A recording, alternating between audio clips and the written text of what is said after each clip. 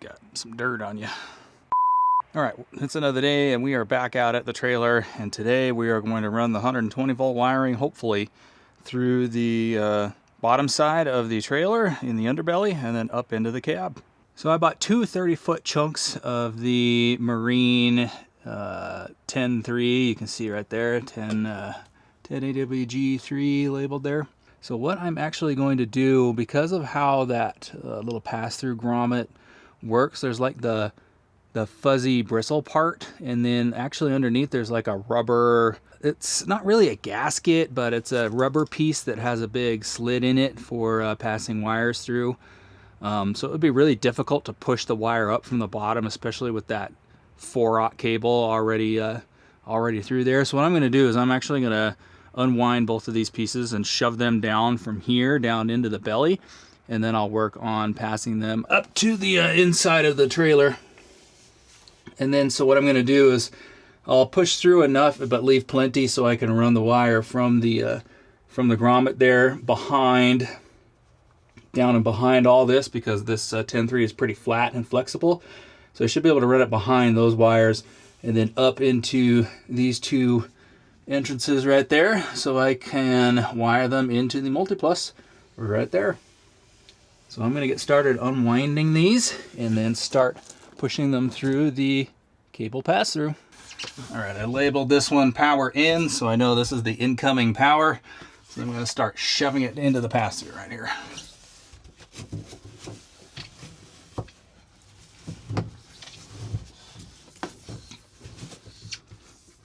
Actually going through super easy.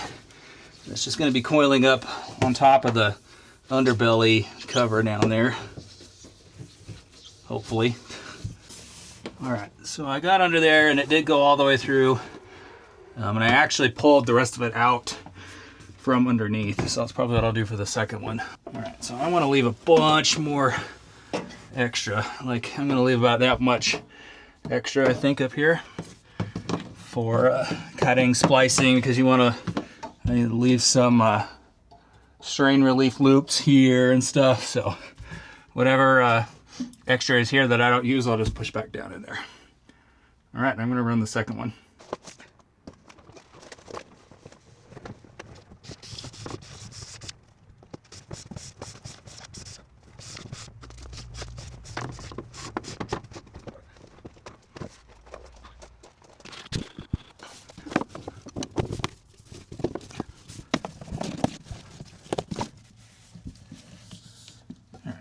Approximately the same amount of cable. Now, one is labeled, like I said, Power In. The other one is labeled Inverter Out. So that way I know this one is the incoming power, needs to go into the incoming side, and this is Inverter Out, so this has got to go to the output side. And I got them labeled on the other end too, so I know which wire to put in which side of the splice box out there. I don't think I'm going to bring you guys along for the next part because it's going to be super unfun. I got to detach the coroplast that's covering the belly of the trailer all along the one side and then start fishing these wires. And it's just not going to be convenient to film for you guys, so I'll show it to you when I'm done. Well, we got a problem.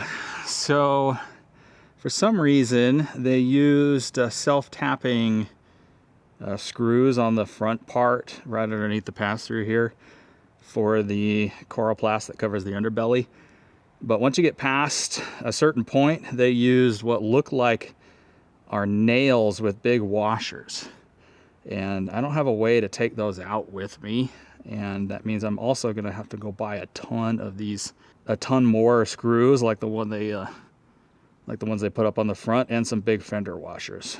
That's disappointing. Why they would do that when you know you're going to have to drop this underbelly to do any sort of warranty service. Like maybe they saved a few cents per thing and it adds up over time, but that is super annoying for me because now I'm going to have to do a bunch more work, and there's not really any way for me to get those wires back to the converter panel other than going through the underbelly. So yeah, really the only way to do it is to go through the underbelly And let me show you guys. So these are the fasteners that they used back here. And they're just like nails with a nylon, little bit of nylon protection and big washers. Because you can see one right here that's missing the washer. It's just a nail. So I'm gonna have to go find a way to pry those out. I got some pry bars, but they're all back at my parents' house. Ugh, this sucks. The only other thing I could do is cut a few access holes in the underbelly, but I don't know if I want to do that either. Because then I just have a bunch of holes to tape up and it would be a huge pain. That's really the only other thing I can do is just cut some access points in the underbelly and then tape them up with the underbelly tape that I have. I could do that, I suppose. Might be easier. I don't know. I'm just irritated now. Cheap trailer is cheap. Don't know why I was expecting it to be more like the Micro Mini. I'm gonna come stand over here in the shade because it's warm. But don't know why I was expecting it to be more like the Micro Mini, which did use self-tapping screws for the entire thing. Cheap trailer is cheap, guys. Someone tell Highland Ridge that I dislike them for this. This is gonna make things a huge pain for me. All right, fam. One run to Home Depot later. One big Milwaukee crowbar. And I'm actually able to pop those nails off. So that is what one of them looks like. They're not very long. And then they go through these washers, so I'm ending up with a bunch of washers. I actually bought some washers for the self-tappers that I got to match the ones that came off the front, but I might be able to reuse these, so we'll see. And also, I already found one extra like roofing screw. It's a self-tapper and it's got a little gasket. That was just chilling in the underbelly, so already plus one screw for the day. Yeah, just going along and popping off all the nails. I went from the steps all the way back to the rear tires already, and now I'm going to get this front part. I'm not going to pop them off over the axles, so I'll have to try and use my fish tape to fish the wire up and over the in the frame where up and over the axles, because I don't want to pop the underbelly off in that part. And then I'll do it in the back, and then hopefully we can get these wires run today. But yeah, this Milwaukee crowbar doing a good job. Got this old hammer from my grandpa, and so I'm putting it to good use. Just using that to hammer the crowbar around those little nylon bushing things on the nails. Because I tried just pushing it on and hitting it with my hand, and it just wasn't doing it, so I busted out the old grandpa hammer, and it's doing a good job. All right, I am going to finish popping these off, so I'll see you guys when I'm done. All right, guys, it is much later in the day, but fortunately I do have the 120 volt wiring successfully run from the pass-through into the cupboard behind where the converter box is. It was a huge pain. I think I put in a clip there of those little nail things that I had to pull out, and there was a lot of them. I did end up having to cut a couple of holes in the coroplast under the trailer, the underbelly covering. The first one that I cut actually was in the completely wrong spot. It was right underneath the freshwater tank, which is in the rear of the trailer, but it did give me a good chance to look at the freshwater tank, and it is supported a lot better. It's strapped up much better than the one in the Micro Mini was, so I'm less worried about hauling 10 or 15 gallons of water in it on the way up to Alaska this year. Fortunately, I was able to get the second one put in the right spot, right where I needed it to go, and able to fish the wiring up into the trailer. So let me show you that. All right, guys, this is take two because the DJI camera is not without its own bugs. So just like the GoPros like to do, it failed to record the file that I was recording. It said invalid file. So now I got to explain it all again. But you can see if I put it in one of the previous clips, and I'm pretty sure I did, I left the wiring there. So it goes under there and then into the underbelly under there. And then you can see here I've still got to reattach that propane line, and a little bit of the underbelly is still not reattached behind this step right here. but I did reattach everything up to this step. So this is about as far as I got. And as you can see, I'm replacing those nails with these self-tappers and some large fender washers. So I've got it reattached all the way back where I took it down in order to fish the 120 volt wiring along the frame. Once I got a big that big crowbar, and then also I had to run home earlier to have some lunch and take care of a couple things, so I grabbed my nicer nail puller, and that actually worked pretty well too. I knew I had one, I just didn't want to buy another one at Home Depot, so now I've got a big crowbar as well. But I brought that back, and that made quick work of the nails. And once those were down, and I took down the things that were holding up the propane line there, the underbelly dropped pretty good, and it was really easy along here to fish the wiring where I wanted it to go, even behind the steps here. So that was nice. However, once I got it up to the wheels, there wasn't really a good way to keep dropping the underbelly because there's just a lot of stuff under there. So I attached I have this like yellow segmented it's fish tape, but it's like a little pole. It's a little bit flexible. So I just taped the wires to that, put a few segments of that together, and then I was able to fish it through the frame over the wheels. And then on this side, I tried dropping the underbelly, but there just wasn't enough room, and where I needed was actually right here above this axle. So instead of continuing to drop the underbelly back here, I just cut a couple of holes. The first hole I cut was actually right there, and it was in the wrong spot. It was actually directly beneath the fresh water tank, which I should have remembered was back here and not cut that hole so far back, but it did give me a good look at the fresh water tank and how it was supported. So anyway, that hole was in the wrong spot, so I cut another hole in the underbelly just above where this axle is pretty much, and that gave me direct access into the hole in the floor where most of the trailer wiring runs up into the inside, and that was really nice. So I was able to grab the fish tape and feed it up there through the hole, which I'll go show you guys right now. So you can see that hole right down in there. Whoop. Let's see if I can fish you guys in there. There we go. That hole right there, that one in the back. So I was able to feed the wires up through there, and then as you can see, it is pulled through and then ends right here. And you can see this is one segment of that fish tape pole thing that I got. It was $1 at Harbor Freight a few years ago. It's been really handy.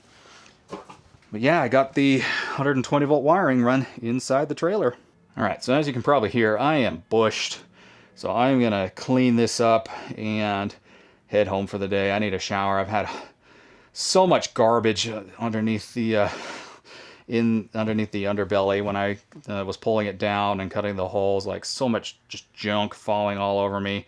I found one roofing screw, one Wago lever nut, and one big, nice, actually, bolt.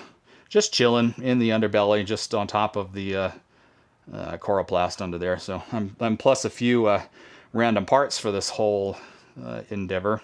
But anyway, I'm going to come back tomorrow and finish running this wiring into the little splice box, and then also run it permanently into the Multiplus. Alright guys, we are back at the trailer. It is the next day, and we are here to finish up the 120 volt wiring. I've already gotten started a little bit with stripping one of the wires in the pass-through, and I'm getting ready to put ferrules on it. And I also stopped by the office and asked if it's okay if I run my generator here, because when I also brought the batteries, and hopefully I'll get the batteries and battery cables mounted today too, we'll see. But before you turn the batteries on for the first time, you should pre-charge the capacitors in the inverter. Otherwise, big sparks can happen and you can blow fuses, or you can have problems with your switch and stuff like that just from the power inrush into the inverter. So there's a couple ways to pre-charge the capacitors. You can use a tiny little resistor and then just send power through that resistor. But basically you just connect the battery through that resistor to the inverter, and it kind of like pre-charges the capacitors in the inverter. The other way to do it is to actually hook it up to 120 volt shore power for a few minutes, and that will also pre-charge the capacitors before you turn the battery disconnect switch on. So I did stop by the office and asked if it was okay if I ran my generator out here for a few minutes. I'm not going to be able to do that today, I don't think. So I'll come back. Oh, I'm not going to be able to do that today because I didn't bring any gas or propane for the generator. And it doesn't have any gas in it. And so we'll have to come back later this week and do that. But I did stop by the office and ask them if that was okay, and they said absolutely. In fact, they said that they've had people do like full-on trailer remodels and trailer flips and stuff out here. He said, as long as you pick up after yourself and get out of the way, if you're in the way, like I'm parked half in front of somebody's site, so if they want to come get their trailer, I just have to get out of the way. So as long as there's no complaints, you can pretty much do anything out here, which is really nice. The place where I had the Micro Mini parked, they gave me a one-time special permission to run the generator out there to do the same thing. But it's nice that this place just kind of lets you do whatever as long as you're respectful. So you might be able to see here, I've already stripped back. This is the power, the incoming power from the shore power, because this side says inverter out. So this is the incoming side, and I've stripped back the casing and then stripped the individual conductors. I have not put ferrules on these yet. I'm going to put some ferrules on these. But I brought a piece. This is one of the ones from the Micro Mini. So I brought this, even though I can't use it, to kind of use as a template, so I know, okay, I need to strip back this much because I can see where it was clamped into the multiplus there, and then this gave me plenty of loop to do strain relief. So I kind of brought this as a template for that side, and then also for the splice box side as well, so I don't strip off too much of this casing. So these are about the same. So what I'm going to be doing is putting some ferrules on the ends of these conductors and then getting it installed in the multiplus, and then I will do the same for the inverter out. So I'll show that to you guys when we're done. Quick update. This is what happens when your screwdriver slips and you hit your finger and you don't have your first aid kit in your truck. Tape and Kleenex. On a positive note, we are somewhat done. You can see I got the power in and I'm working on the power out right now. And I liked doing it this way. I saw this method of setting up the strain relief on the 10.3 from Explorers.life. Some people just go straight in, but I liked that you get a little bit of strain relief here. So these aren't tight at all. They're just kind of chilling. So there's nothing really pulling on the conductor that slid into there, because there's just like a little spring clamp that clamps down like this on the ferrules that I put on the end. And so I like this method of having strain relief because there's nothing really pulling on the ferrule, because you've got the spring clamp clamping down on it. And then this clamp right here is holding the wire, so there's really no strain on these at all. The only strain is up and down, and that's really not very much. So this works pretty well, I think. So you can see I've got the neutral up on the top. I just got to do the ground and the line. Oh, and the reason that I got my finger with the screwdriver is you got to use a tiny little flathead screwdriver like this and shove it down inside these inside this hole right here. And what that does is that pushes down the spring clamp, or pushes it up, and that is what lets you slide the end of your wire in there, and then you just pull that screwdriver out and it releases. But when I was doing the line wire down there, when I pulled it out, it kind of slipped, and you know how I've got shaky hands? Well, my hand went yoink and got my finger with it. All right, she's all done on this side. Like I said, when I come back through and do the final wiring cleanup, I'm going to attach these 120 volt wires better to the wall to better support them, because I was a dum-dum, and when I first set this up in the Micro Mini, I cut those wire grommets way too big, so they don't really hold them. So I'm going to put like a cable holder here that's attached to kind of give these support this way. And then I'll also attach it to the wall down there somewhere. Okay, now I'm gonna go work on the inside portion. We'll just speed this section up.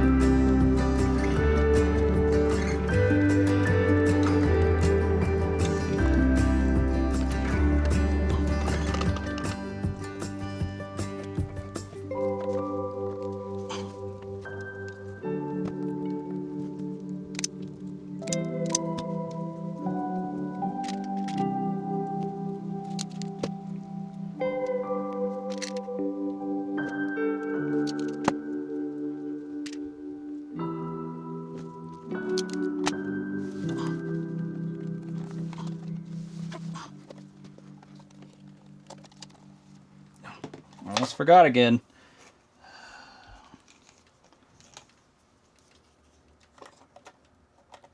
The splice box is super convenient, but also a huge pain to work with. All right, now we are moving on to battery stuff. So I had to fish out the 4-aught cable from the bin it was in. Oh, a 4-aught cable is heavy. But you can see here, I got the batteries put in. That's approximately where I think I want them. Basically, so the terminals, the cables have some pretty short runs. So they'll be able to come off the negative right here and then go straight over to the shunt. And then this positive can come down and then just attach right here. I may shade them a little further this way. So I still have to play with the with where I want them, and you'll notice I also have them oriented differently than in the Micro Mini, and that's because there's not enough room with this hole that I cut in the floor. So they're gonna have to face this way, which is fine. This is probably better anyway. The cables going from here to the shunt and then positive to the fuse over here don't need to be the same length.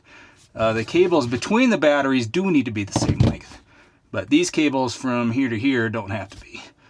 So it won't matter that that positive is going to be a bit longer than the negative. So What I'm going to do now is I'm going to get some of this 4-aught cable here and kind of play with how much I want them to bend and where I think I can put these batteries. All right, fam, I think we're done for today. Got the 120 volt wiring all done, stuck the batteries in here. I think that's about where they're going to rest. Those are the battery parallel cables. So like I said, those have to be the same length. And then these are the 2 new battery connection cables that I just made that will connect those batteries to the main system. So I got 1 positive and 1 negative. I'm not going to hook anything up right now because when I do, I need to have the generator ready to go so I can pre-charge the inverter with it. And I have the generator with me, but I don't have any fuel for it. So we'll have to come back and do that tomorrow or the next day. Yeah, this is what I got done today. Super exciting. We are just 1 work day away from being able to hook it up and test it and make sure it all still works and that my new cables all work good and that the splicing all works good. And then after that, the next stop will be to mount the Raspberry Pi, which I probably will get that all out and hooked up just so I can monitor things with the tablet when I fire it up. But need to get the Raspberry Pi all wired in so that it can monitor all this Victron stuff. And then the next thing after that will be to rewire the roof solar. So I'll take that solar charge controller and mount it over there and get the roof solar wired into the system here. And then hopefully this weekend I will tow this to my parents' house and get some help installing the solar panels on the roof. So that's the plan. It's a new day and we are once again out at the trailer. Today is the big day where I am going to be hooking up the generator and getting the batteries all connected and strapped down, and then we are going to do some testing. I did remember to grab my little tablet, which is back there, to control the Victron power system. So I have to also get the Raspberry Pi powered up and hooked up to the inverter, and at least the inverter and the Victron Smart Shunt, so I can monitor power. There's no point in hooking it up to either of the solar panels right now. So we will just go with the inverter and the Smart Shunt temporarily, just to get stuff tested. So that's the goal for today. Let's see how far we get. Gotta do this every time I come out to the trailer. Just open up all of the compartments, unlock this door right here, because this is where I'm keeping tools and battery stuff and things, and also it's where I ditch my wallet and my pocket knife and my truck keys so that they're not just flopping around in my pockets. But as you can see, I got a lot of stuff in here, but this is what I need to be getting at today, which is everything in here. The Raspberry Pi is in here somewhere, as well as all the comms wiring and things that I need. So. And then the last thing is I always open up the rear door too. Now this guy moved his trailer this week, and so it's a little bit less convenient to get this to get these stairs down because he parked his trailer further back than he had it previously. But fortunately, he left just enough room right here for me to get the stairs down. When I came over here yesterday, I was worried that I wouldn't be able to put these stairs down, and there would be no way for me to get in the back half of the trailer with his trailer. So I was getting ready to hook up and maybe push my trailer further back in my storage spot a little bit. But fortunately, there's just enough room for me to step around this little old tent trailer and get up in there. All right, we got everything opened up. So I'm gonna flip on the power now that we got a functioning cutoff switch, and deal with some wiring and then get the Raspberry Pi and stuff out. All right, guys, we got everything hooked up. So here is the tablet that will be connecting to that. And then I've got the Raspberry Pi running off of my EcoFlow River 2 Pro power station. Don't tell my dad, but I'm going to be giving him this because I have a bigger Anchor one coming in. that I'll use in the truck. And then I have another EcoFlow with a modular expandable battery that I'll use in place of this old River 2 here. But got the battery cables all installed, reds to reds, blacks to blacks, positive on one end, negative on the other, and connected up right here. Oh, I should probably cover that fuse while I'm thinking about it. Perfect. All right, you can see the battery switch is not on. It's because next is getting out and firing up the generator. I did run the electrical cable from the power in there to right here. And like I think I mentioned yesterday, I went and talked to the kid that works at the front desk, and they say, yep, it's totally fine to run a generator out here. So I'm gonna get that out and get it all fired up, and we'll see how it goes.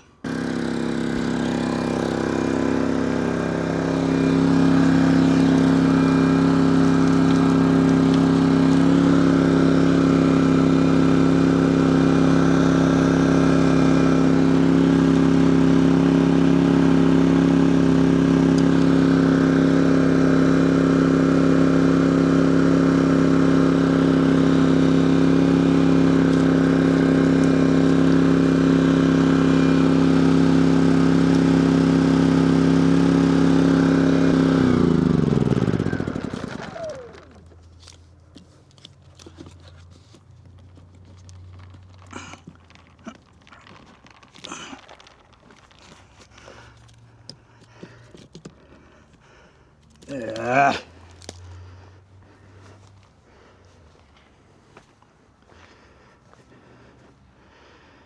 I'm gonna need to get a different plug or something, because that will not plug into that and stay. So I do have an adapter, so I can at least plug it into the 20 amp instead of the RV30. But that's annoying. The Micro Minis plug actually was able to stay there. It was a different style plug on the end. But yeah, this one is not wanting to stay in there, unfortunately. All right, guys. Generator's a little loud, but we got a extension cord and adapters because I feel way better about that. I'm gonna have to DIY my own 30 amp extension for that, I think. But the inverter is on and this is talking to it. However, it's super confused because I don't actually have the batteries turned on. The reason we have to do this is because I want to pre-charge the capacitors in the inverter before turning the batteries on for the first time. So we'll go ahead and do that now. All right, so batteries are on. It says that the inverter is charging. Now, I did hook these batteries up to the inverter at home a few weeks ago and get everything reprogrammed for the shunt and for the batteries and everything. Yeah, it's pulling in 800 watts right now, and I swapped it over to inverter and charger. So let's go inside and see if we have 120 volt power in here. Really, the only way to know right now is to see if the microwave is on.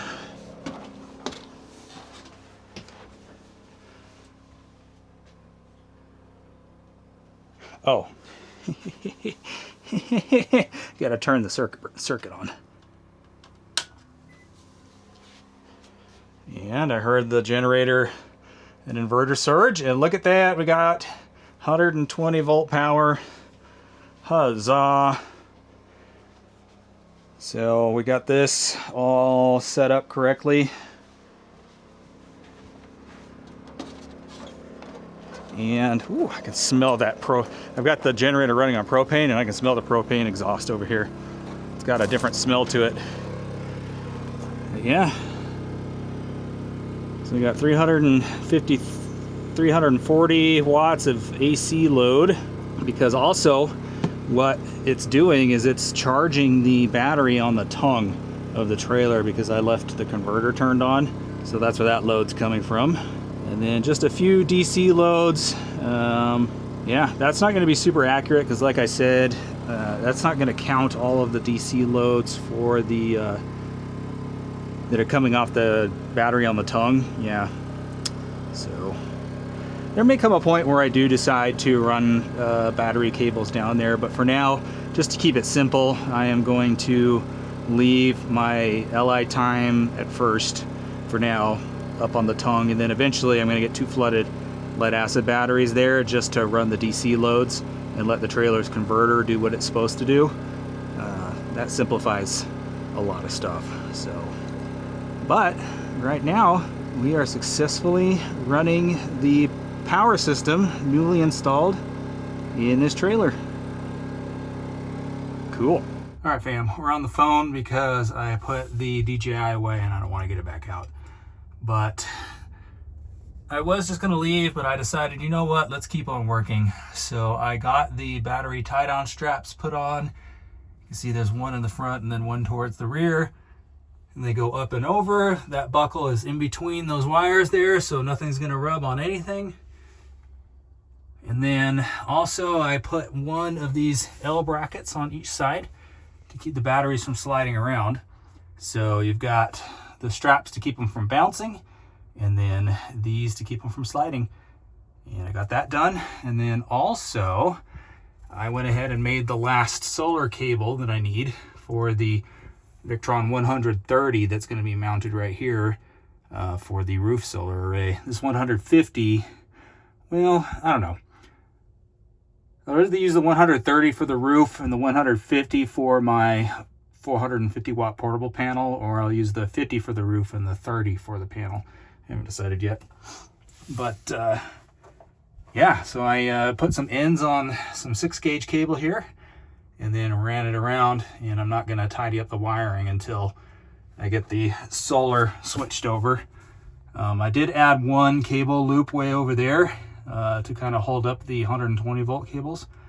And then now I'm just going to grab the covers for the Lynx distributors and put them on, because I am done attaching things to these 2 Lynx distributors. So let's grab those covers and get them on. All right, fam, got the covers put on the Lynx. So now all that's left is, like I've said, to move the 130 that's over to my right solar charge controller over to this blank spot right here. And then I will cable manage all of these cables and get the 2 more solar panels that I have. So I have one 200 watt rich solar panel that I had on the Micro Mini that I took off, and then I bought a second one. So I'll have 600 watts of solar on the roof again, and hopefully I'll be able to get those installed this weekend. I'm going to tug the trailer over to my parents' house and get some help putting the solar panels up there. But yeah, the only thing that's left to do is do the solar and then tidy up all the wiring, and then also mount the Raspberry Pi to the wall right here somewhere. And then that's pretty much it. She'll be ready to go, which is good because I'm hopefully going to be leaving for Alaska in under 4 weeks from today. All right, guys, we are mounting the solar panels. So this one right here is one that came off the Micro Mini. I just got done cleaning it, so it's going to mount right next to this Go Power one that came with the trailer. And then that is the new one right there. And I'm going to stack these. I'm going to stack that one a lot closer when I'm ready to install it. But I think this is where this one's going to go. It's right here. All right, guys, still on the iPhone, but she's all done. You got the solar panels mounted. Got some die-core self-leveling sealant on all of the bolts. And I made some extension cables and then used some Eternabond to tape the cables down. So this array is wired in series for now. I might change that at some point. But for now, series will do. Yeah. That is the last thing for the power system before I leave for Alaska. All right, fam, it is a couple of weeks after the end of that last clip, and I am out at the trailer once again to tidy up a couple things that I've noticed while I've been editing, including fixing the heat shrink on one of the inverter positive battery cables. So everything is pretty much done. I will go over everything here in a bit, but first I got to take the black cover off of here and then take the cover off of that Lynx and pull that cable out so I can go toss some heat shrink on it and put it back. Now the power system has been done for a couple of weeks now, ever since I installed the solar panels.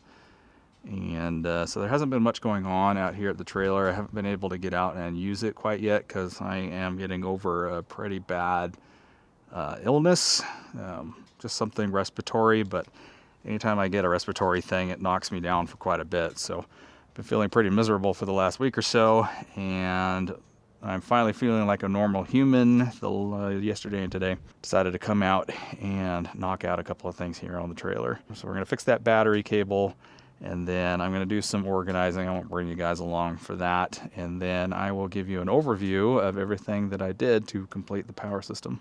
All right, let's see if I can set you guys up over here maybe, because there's just too much going on over there for good camera placements. This Lynx right here. The outside's loose.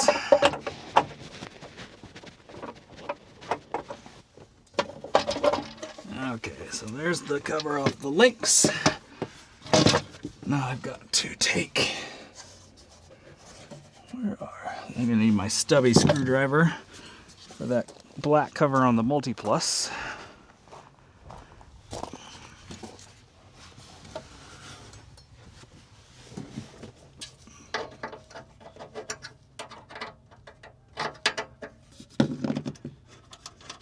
I do have the battery system turned off, so everything is turned off. Oop, don't lose that screw.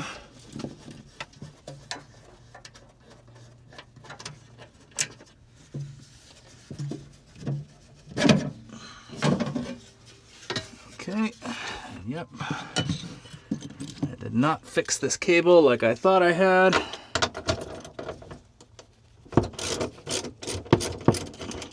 Like I said, I was looking through the footage for the next video, because I don't edit these videos ahead of time. I pretty much edit them just a couple days before I post them. And I noticed that I never did fix this missing heat shrink like I thought I had.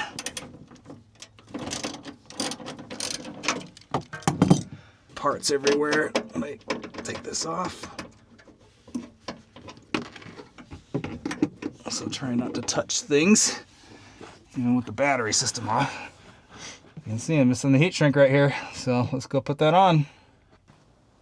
All right, I forgot my other power station, so we're gonna have to do the heat shrinking right here in the back door, because this is my new bigger power station. This is an Anker Solix C1000 version 2. That I picked up about a month ago to replace my old EcoFlow. I gave my little EcoFlow that I had been using in the truck to my dad because I wanted something that had a bit more power capacity, and he could use a good inverter battery bank thing. So I gave that one to my dad and picked this one up, and so far it's been working great. Right now it's running the Starlink Mini because cell phone service out here at the trailer isn't super great. I just keep the Starlink Mini in my truck and I plug it into this whenever I want to use it. And then it's also, you see the cable there, it's hardwired into my truck. So when I go to leave, I can turn on a switch next to my front driver's seat and recharge this straight from the truck battery. Anyway, let's get this heat shrink put on. You can see I've already got the heat shrink right here. So I'll get my little heat gun plugged in and we'll get this done. All right, sorry it's a little windy, but that's it. And mistakes were made. I grabbed the wrong size. I accidentally grabbed 4/0 instead of 1/0, but it shrunk down enough. It grabbed onto the cable, and I'm not too worried about it. Not quite shrinking down on this side, but yeah. Note to self, pay attention to which size heat shrink you're grabbing. All right, we're gonna reinstall it in the Multi-Plus, and then I will give you guys the grand tour of the completed power system. All right, fam, here it is in all of its glory. So we'll start on the far end where the Multi-Plus is. So that's pretty much the only thing over there. I tidied up the wiring, got everything connected, put the cover on the grounding bus bar there. You guys saw I got the batteries all strapped down, and I did add some zip ties to hold the battery cables up off the floor so they're not rubbing on that metal bracket there. And I just looped through the holes for these little rope handles. So that should work great. You can see I got everything tied up into the 2 Lynx Power In bus bars. Got all of the cables tidied up. We got the smart solar 30 amp 130 moved over here, and everything all connected and tidied up, and got the 50 amp one plugged in as well. Now right now the 30 amp is tied to the roof, and I'll use the 50 amp for the ground. So you can see I even labeled them, ground and roof. And then in the solar cutoff box, I also have them labeled ground and roof. And you can see the only wires I got running in there right now are for the roof, because once I get up to Alaska, I'm going to run the extra wires out there and then down and around and then through the hole into the underbelly and then outside. So I decided to do that once I get up to Alaska. But here you've got the 2 current solar charge controllers going into their cutoff switch. And then for the roof, you can see I've got some 8 gauge wire coming over here, because that's what comes down from the roof is 8 gauge. And I just attached it to the underside of the bed right there, and then down, and then right here I added some wire loom because the butt splice connectors are right here. So I just added some wire loom to kind of protect it. And you can see I stole the cabling from the back of the Zoupw solar charge controller here and rounded out that hole in the bottom. Now you may notice I tried to drill a hole in the top, but what you also may notice is there's staples there. That's because there's a frame support there. Unfortunately, I discovered that before I drilled all the way through it. But unfortunately, that means I'm going to have an ugly drill mark right there. Well, that's what you get for not paying close enough attention. Should have known, because there's a bunch of staples right there. So I moved it down below where I was able to see when I took the Zoupw off there that there was no supports under there. So that's the roof solar coming up and around. I also disconnected, so I left the wires for the battery connected on this side of the Zoupw because I'm not using those. But I did disconnect the positive wire from the frame bus bar, and then ran some heat shrink on it and then zip tied it to another wire. So this charge controller otherwise would remain fully powered, and I felt like that was the better way of disconnecting it versus leaving loose wires behind the wall here. So disconnected the battery cable from the positive battery cable on the bus bar and put some heat shrink on it and just left it down there.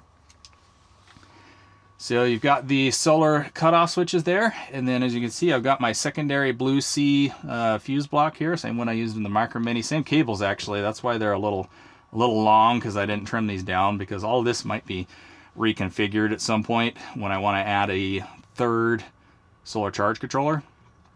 So I didn't bother trimming down these cables yet.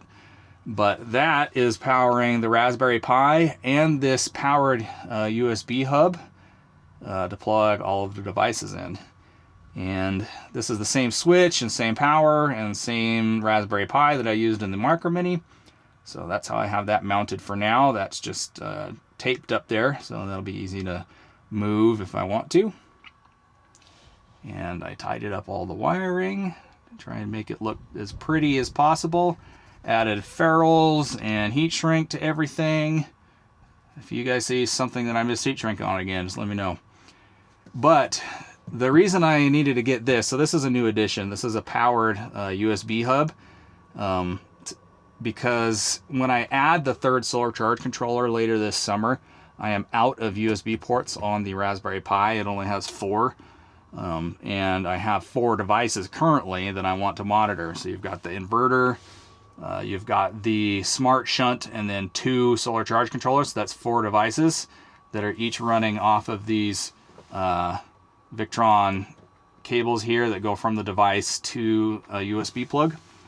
But since the Raspberry Pi only has 4, and eventually I'm going to have 5 USB devices, I needed to get some sort of USB hub. And for this to work, you need to get one that's powered. So you can see I've got just some loose cabling here that I need to finish tidying up and zip tying to power this USB hub from that 12-volt fuse block, and that allows all of this to work. So now I've just got this cable right here going from this hub into the Raspberry Pi, and that gives me the ability to add 3 additional Victron devices if I want to monitor with the Raspberry Pi. And you can see here I've got the tablet turned on and it is currently monitoring the system. And then this thing right here is pretty cool actually. This is a little travel router that's just powered with USB-C, but it also can do like a client mode, so it can act as a bridge. So right now I have the Ethernet cable for the Pi plugged into that. From there down here to this travel router, and I have this travel router actually talking to my Starlink Mini. So I would be able to, if I had the Starlink out here all the time, which I don't, but if I did, then I would be able to monitor the entire power system remotely via the internet using this cool little thing. So this was a pretty neat thing that I found on sale. And it's actually going to allow me, when I come back down to Utah a couple of times this year to get more stuff, to leave the power system on, and I'll be able to monitor it remotely via Victron's monitoring hub that they've got. So I can keep an eye on my power system while I'm not at the trailer. So that's pretty cool. So that's the other new addition to the power system down here. And then, like I showed in the previous clips, there is 600 watts of solar on the roof. I probably could put another 400 watts up there if I wanted to and be fine with the 8-gauge wire. And there's plenty of room up there if I wanted to add 2 more panels on the roof of the trailer. So we will see how I'm feeling about things later this summer. And then I have a portable 450 watt panel that I haven't shown you guys yet, but I bought it last year and ended up not taking it to Alaska. But I do have it, so that's what I'll use for the ground array for now. So that'll give me just over 1,000 watts of solar, and then I'll have to supplement with generator power probably every couple days, which is totally fine. So that's pretty much it. Other than some tidying up and moving things into the trailer, it is ready to go. Except, I don't know if you guys have saw my community post, but we are having an issue getting warranty support for the noisy oven fan that I showed in a previous video. So I am actually going to have to take this trailer down to the dealer next week, from the week that this clip is being filmed, so they can do some additional tests on the oven. I think that they're going to want to replace the whole oven rather than just the fan. So that is actually delaying my trip up to Alaska until we can get that sorted out. So I will keep you guys up to date on how that goes. But for now, my departure to Alaska is on hold until we can get this oven warranty sorted out. All right, I think that is going to wrap it up for the power system build out videos here on the channel in the new Go Play trailer here.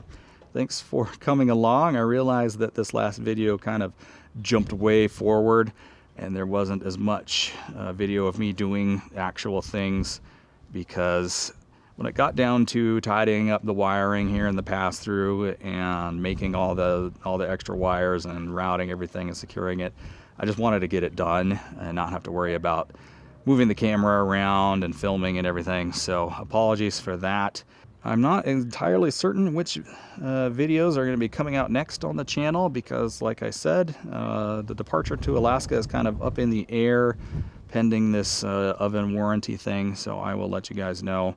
But thanks for watching. If you like this video, please give it a thumbs up. Leave a comment if you have any questions, anything you want to ask me about what I did here. I'm happy to answer and chat about all this stuff. I like talking about solar build outs and everything and all the stuff that I've done. So yeah, leave a like, leave a comment, hit that subscribe button if you haven't already, and we will catch you guys in the next one.